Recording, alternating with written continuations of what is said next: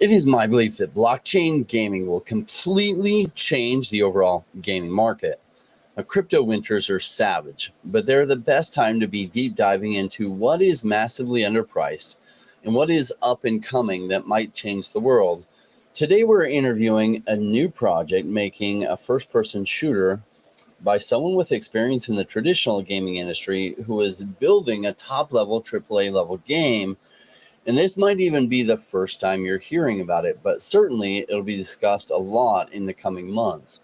And we get a great chance to ask some questions to their head of studio, Don Norbury, joining us today.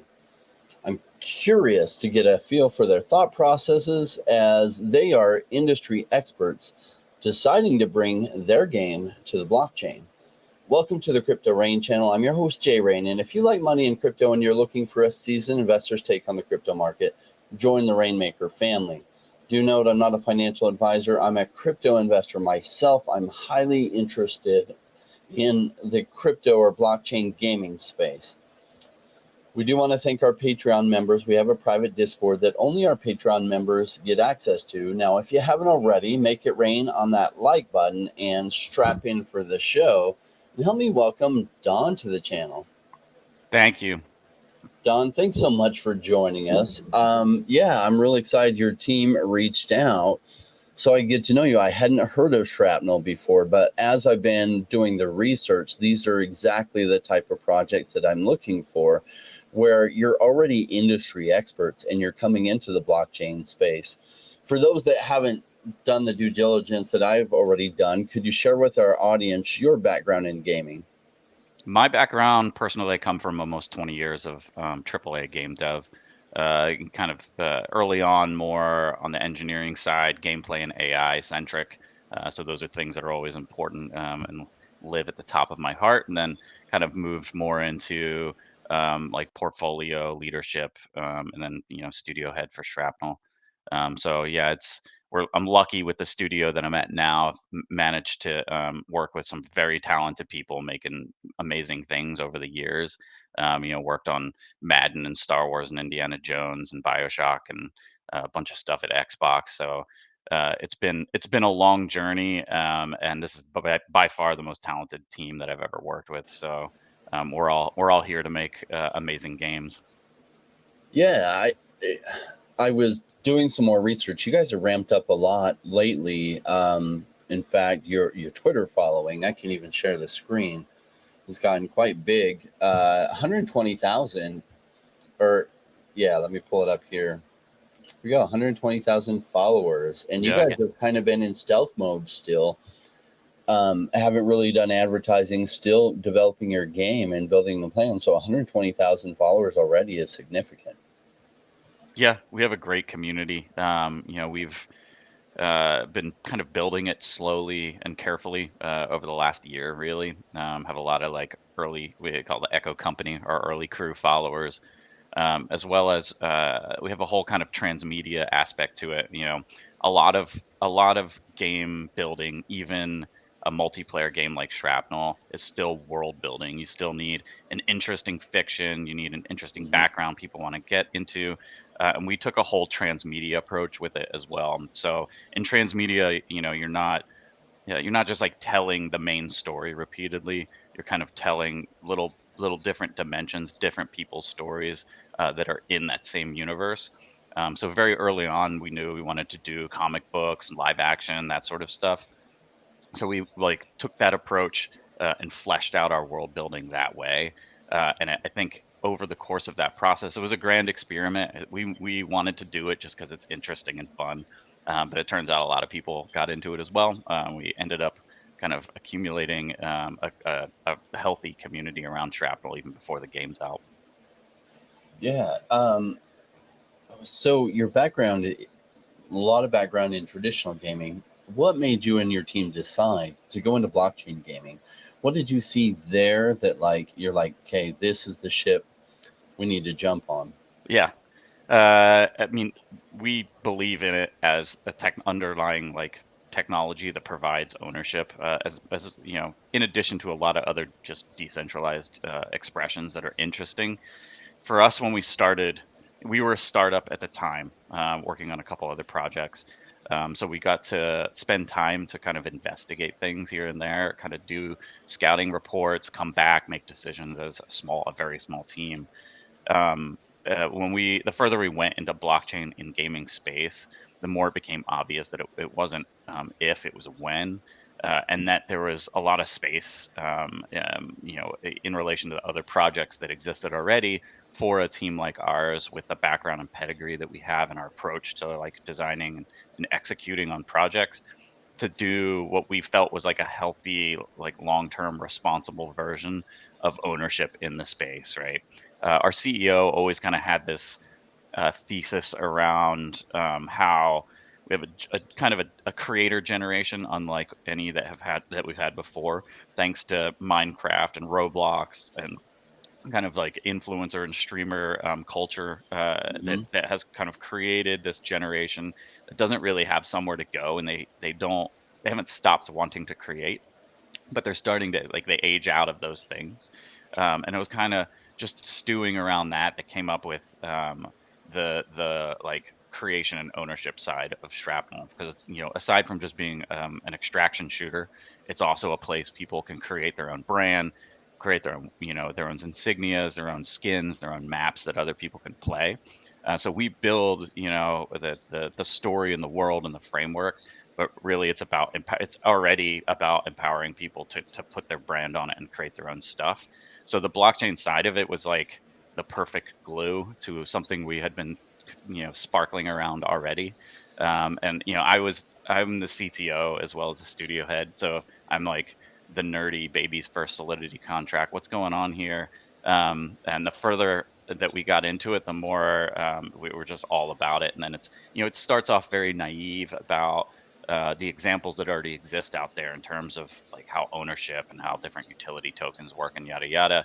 And then we've evolved far beyond that to a very like mature way of thinking about how the platform and the product will work, how we like run things from a game platform service like economic side. I just gave a talk at GDC about how like this style of operations works for this type of company, and that's kind of the evolution that's taken us to now, in terms of first getting into it and thinking that it was interesting enough to get into to now a fairly robust, like mature way of thinking about it.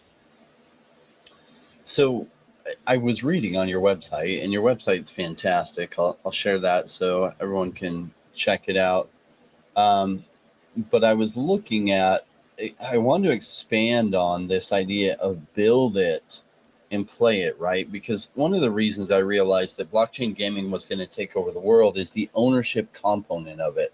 Essentially, in every other game, we're really just leasing our items, we don't own them. And that concept, at first, people say, "Oh, what's the big deal of blockchain or NFT?" But when they really understand ownership and being able to capture the value of it, they'll demand every game goes that way, right? No long will, no longer will it be okay to play a game that like you don't own the items, you can't sell them, you can't transfer them, send them to your friends or anything.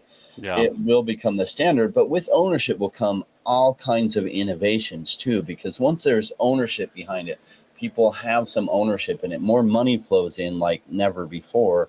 And we saw that with a very, in my opinion, boring game like Axie Infinity, where I was an early investor in Axie Infinity. I made 100x returns, and I sold way, way early because it went about 3 to 4,000x from where I had purchased at. Crap, right? Oh well.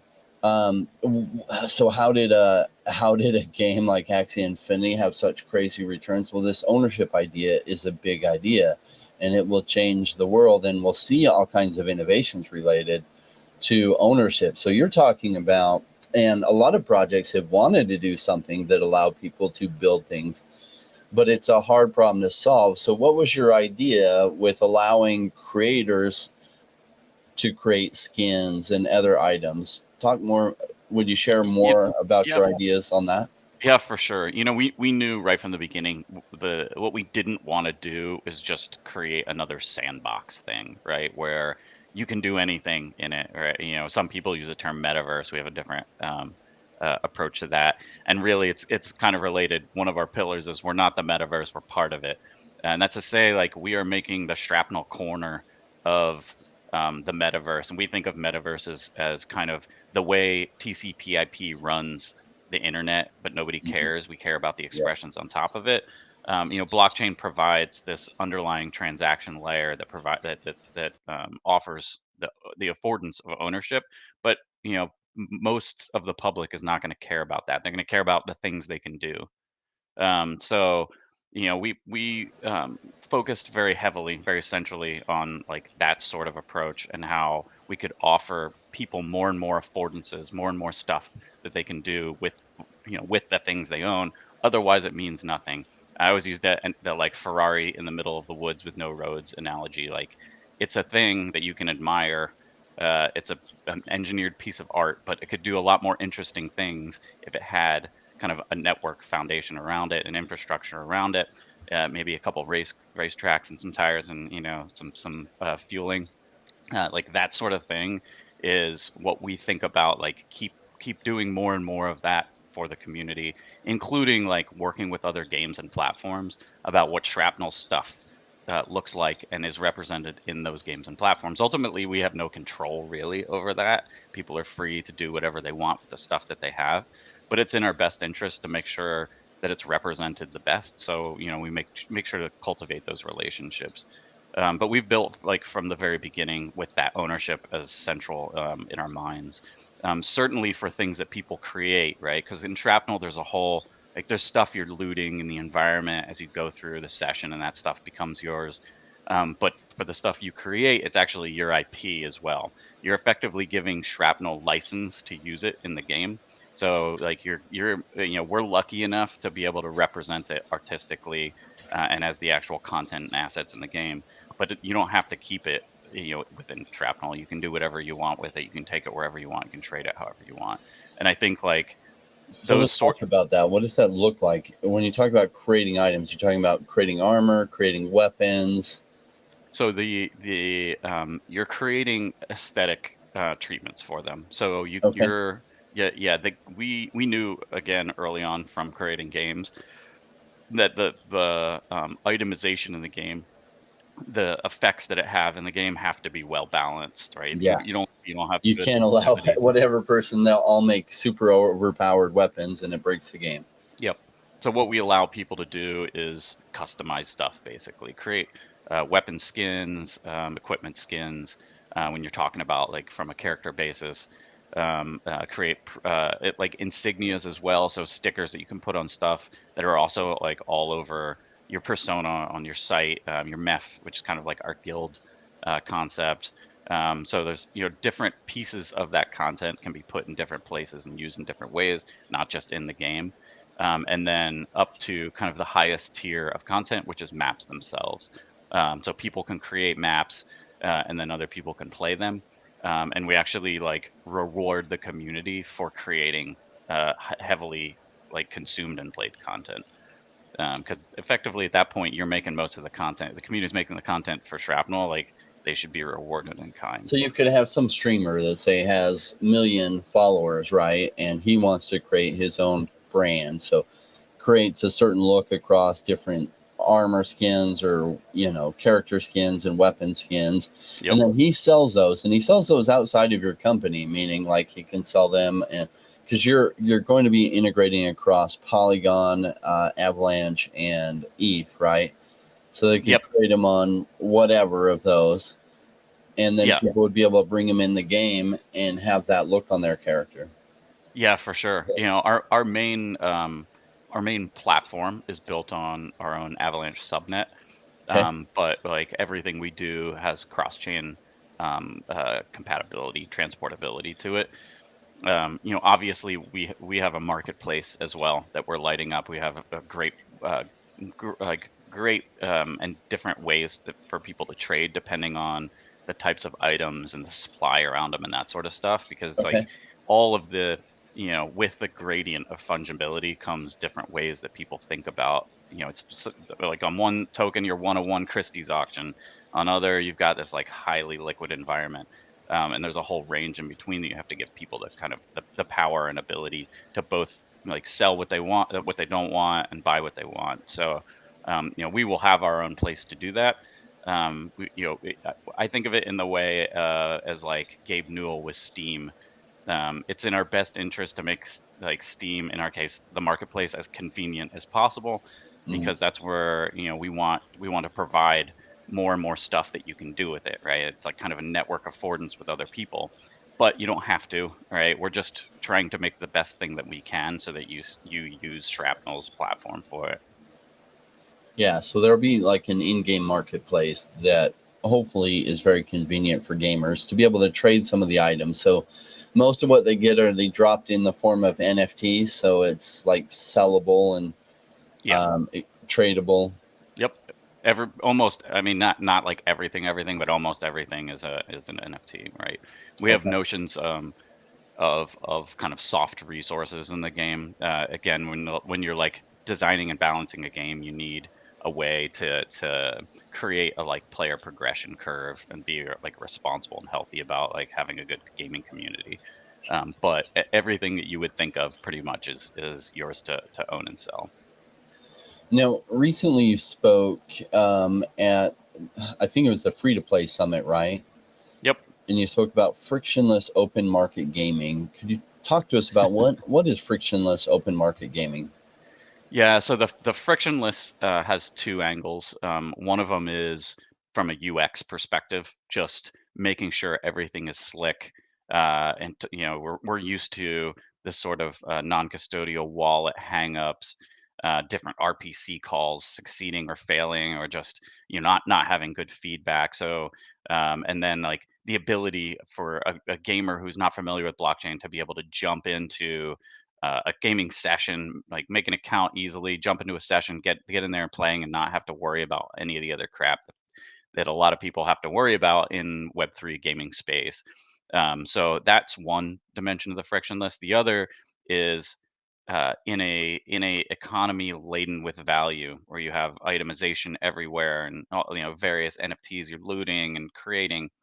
How do you have a free to play game so that people come in free to play and just kind of go on a frictionless journey to then being more and more involved in the game, right? So that was kind of the two dimensions of the frictionless part, and then of course the open market part was enforcing to the audience that like what I've been saying here, you can't control where people, if you're using blockchain for the right reasons and not just creating some walled garden, people can go elsewhere with stuff. They own it. They can do whatever they want with it. So you need to be aware of open market design, like macroeconomic design, open market principles and forces, Mhm. or else you're not going to have a healthy economy. So that was the crux of the talk.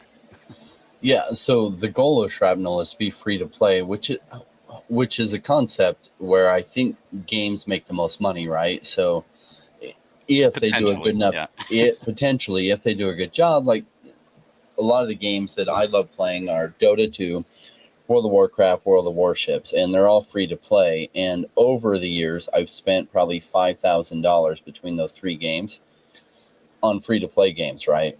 Yep. So, one of the biggest games in the world 30 years ago was Super Mario Brothers.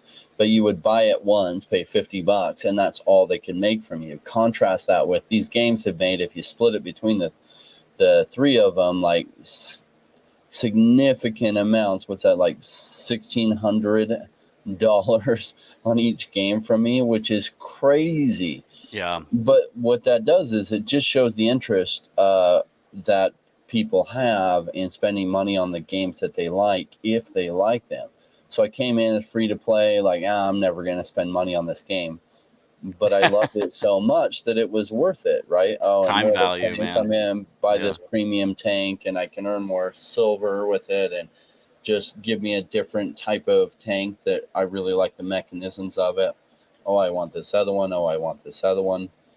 Yeah, Dota 2, I thought it was ridiculous that anybody would pay for skins because they didn't affect the gameplay at all. It was strictly cosmetic. Yeah, If so if you're later staring I at it started all day buying long, skins. yeah, you Yeah, and start you're to. like, oh my Yeah. gosh, that is so cool. I want that, right? Yep. Yep. And I do think, like, what's funny about where gaming is going, right? So you're probably in the generation where a lot of times the spouses don't get it, but the parents don't get it. Like, oh my gosh, you're wasting so much time playing video games. Go out and do something important with your life. Yeah. Is the same. Like, what's funny is if you go play sports today, like, moms and wives get it. They're like, yeah, go, honey. You can make a lot of money doing this. Oh, that's so cool. It's so good for you, right? But if you rewind time to 80 years ago, they're like, stop going to the court every day. You're wasting your life. You need to go out and get a job and go to school. And so a lot of people, I think, still don't get it with gaming, where it's going with esports, that there will be huge careers made in just playing games. And you're starting to see that, right? The Dota 2 International Championships, Yeah. that tournament alone, the winning team takes home like $7 or $8 million or more between 5 players. And that it will be the biggest thing in the world, that no longer will soccer and football be the big thing. In 10 or 15 years, everybody's going to be turning into the tournaments for the top played games. And not everybody, but hundreds of millions of people. Yeah. It's definitely just going to keep growing and growing. I think one of the walls that we have been hitting in esports. I think there's two walls. One is the career arc of people is too brief right now. It's very young, but like I wouldn't call them kids. In relation to me, they are. Yeah, 12 to Um, 22 years old is and what the that's it. top video game players. Yeah, career's over. Whereas you look at traditional sports, the way the seasons progress and like how long their career arcs are much longer, and it gives you time to become a fan of somebody, to follow their career, and then you end up with these interesting legacies. So I think that's one of the things, and different styles of games I think can shore up that problem. The other is just like the trading and the drama and how like formalized it needs to be versus how it is. It's a very I'm gonna say kind of like clickbaity type of thing right now. It's very like National Enquirer, just lots of drama all the time, and the trades are happening like nonstop, and it's a kind of a mess. That sort of a little bit of grounding, some of that stuff is good. It just happens at too high a frequency, I think, and then people don't. It's hard for people to become like fans of an org or a team because so much of it's just moving all over the So place all the liquid, time. yeah. Yeah. So I think, in that space, we're taking the approach with Shrapnel from an esports angle to be kind of grassroots. So we're talking with the big orgs, of course. We're talking with all the big orgs, but we see a lot of people's competitiveness and how they want to play. If you give people like player created tournament capabilities, especially in a place like Shrapnel, they will do it, right? We're already incentivizing kind of promotional channels, like our whole content discovery system that's built into Shrapnel. If you've got like 100,000 maps coming in, like how do you know where to play and what to look for, right? There are networks of humans and certain humans who don't even like play or create hardly. They just want to promote stuff. That's what they're good at. Like we incentivize that entire kind of process, and we see in the tournament creation and esports side, there's sets of people who will do that as well, right? They know how to do it. They know how to put a tournament on. They're willing to do like outside of the platform promotion, draw people in, create spectacle. So we're creating basically the like framework for them to do that on their own. That's one of the things that's made like Dota 2 big, right?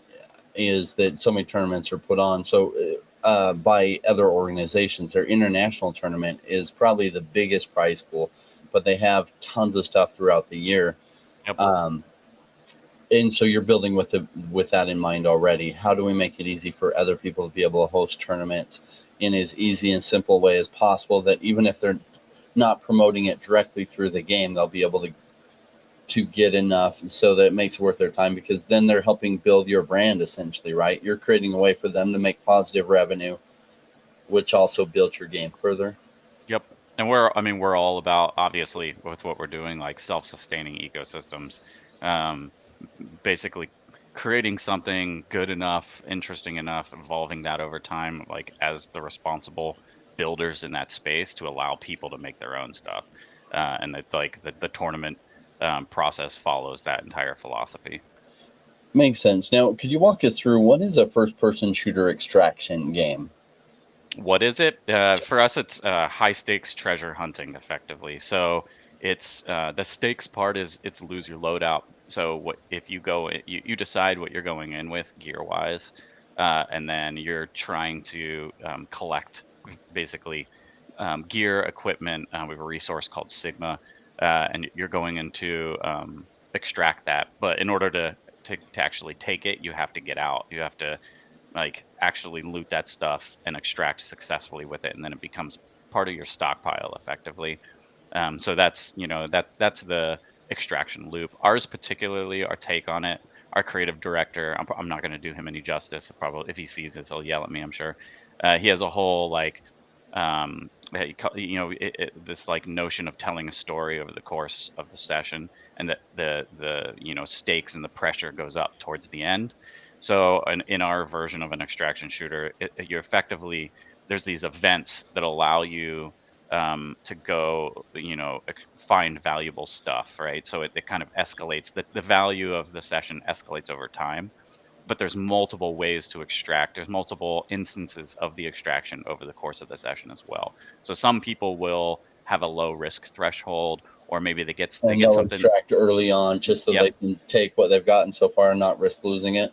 Yep, and there's still, it's there's still lots of seats available for extraction in the session, at the beginning. But the closer you get to the end, the less people there are, the less chances of getting out, to where you have like the end game hunters at the end, but only one or two of them can actually get out, and they're all the sweaty players, and Like, they came to do that, right? create some drama, right? They're like, "Oh my gosh, I have so much stuff. Am I going to be able to get out?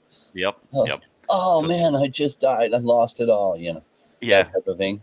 yeah, dramatic moments on both sides of the Yeah, line. that's built for streaming, right? So, that'll be interesting to watch content. Yep. Oh, I like it. I like it. Um, well, what else can you tell us about the team at Shrapnel? I want to show the audience how big this is. As I was, oh, wrong thing. There we go. As I was taking a look at it, about us, AAA team, you put together a team of what, 60 people or so far? Yeah, about that. I think we're, it's like 60, 65 or so right now. Um, yeah, we have been extremely lucky in building our team. I think, like I said, about half the studio it feels like I've worked with before on other AAA games. Everybody was just kind of at that point in their career where what we were doing, and their energy and belief behind it, like we had good veterans who just jumped on board, who have the actual like heart, and the vision to know what we're trying to execute here. So we're not just AAA game builders, though. We're also blockchain builders as well as platform builders. We have a kind of a service and platform organization that comes from running things like Xbox Live, PlayFab, Azure, HBO Max, HBO Go, like the people who built that stuff, that know how to build platforms. And then, of course, on the blockchain side, we have a guy named Mark Mercuri, who was SVP at Consensus, and then was a head of Mm. blockchain at Microsoft for a long time. So, we somehow just ended up with like the most talented team ever.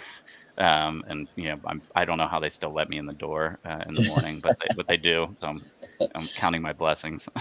So, talk to me about the roadmap of what your roadmap looks like, where you're at, and where things are going. How soon might be some kind of beta that people can play? Yep. We just had so GDC, the Game Developers Conference, was last week. So we were there. We had an event space where we're doing private demos, and giving people a little like background on exactly this. So I don't even know, because of the way we're like launching this game. I don't know, in traditional developer roadmap what I'd classify us at right now. Maybe like mid pre-production or late pre-production. We're in a position where there's kind of an art tone, and we've achieved a lot in the actual engine, in the way we're building it. Obviously, the gameplay is we have a lot of the like metrics locked in where it feels good, so that the distances feeling like you're actually throwing lead when you're firing a weapon in the game. The cadence of like movement and space and everything, and time, the like time to kill, which is a term we use, like when I'm engaged with you, like how long does it take me to take you down, right? Mm-hmm. Like Halo has a very high time to kill, Destiny high time to kill. And you look at like the Call of Duties or the more tactical shooters, certainly very short time to kill. Like as soon Mm-hmm. as you make contact, somebody's going down. So we are in a good place in terms of all of that working, and all of it working like in a multiplayer scenario robustly, and like a crappy network conditions and everything. So that's why I say we're in kind of like mid to late pre-pro. Now we are taking that build that we showed behind closed doors at GDC, and it will be available for the public to play at Consensus on the show floor. So we're just going to have a booth that people can roll through and play if they want, or watch other people play. And then we're going to be releasing that build more widely to the community with matchmaking and server orchestration, so people in our community can play. And that'll be for our kind of operators, holders, for our Echo company, that sort of thing. So that'll be for our community to actually get in there and play and experience it. And then the most of the team at this point has pivoted towards our early access release, which will be kind of later this year, early next year. So that is their like target time frame. That's the full dealio, like the full loop, all the things we've been talking about in terms of how the Mm-hmm. game works and how the ecosystem works around it. It's all of those pieces as kind of a V1 for a more general availability for the public to get in there. And that's where you start to see, us getting a lot more like influencers playing the game, streamers playing the game, of course, community members playing more and more. And we have kind of a whole, we call it flighting, because a lot of us came from Xbox, and it's a term Microsoft uses, but it's the way you think about the building community getting like more and more access to the game. So we have a whole roadmap that takes us out to the end of the year, early next year. Well, makes sense. Don, appreciate you joining us today, and Izzy helped set this up. I appreciate Izzy helping connect us up so that we could do this. I've got this rap I play at the end, and if you don't mind, if you'll stay for a few minutes after. This rap just kind of reinforces to essentially I'm a blockchain investor, and I love blockchain gaming because I think that's where things go. This just reinforces the audience, like the principles that I use for successful investing. All right.